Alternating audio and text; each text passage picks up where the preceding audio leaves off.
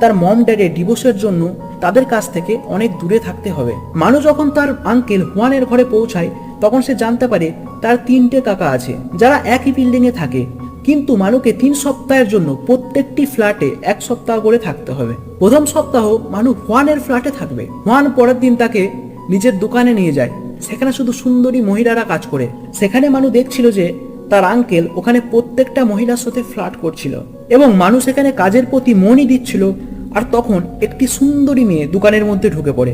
মানুর তাকে প্রথম দেখাতেই ভালো লেগে যায়। এরপর সে জানতে পারে মেয়েটির নাম সেন্টা এবং সে তারই আঙ্কেল হুয়ানের মেয়ে। এরপর একদিন হুয়ান মানু এবং সেন্টা দুজনেরই মন ভালো করার জন্য শহর থেকে অনেক দূরে একটি পাহাড়ে নিয়ে যায় এবং সেখানকার প্রাকৃতিক সৌন্দর্য দেখে তিনজনই সেটিকে আঁকতে শুরু করে দেয়।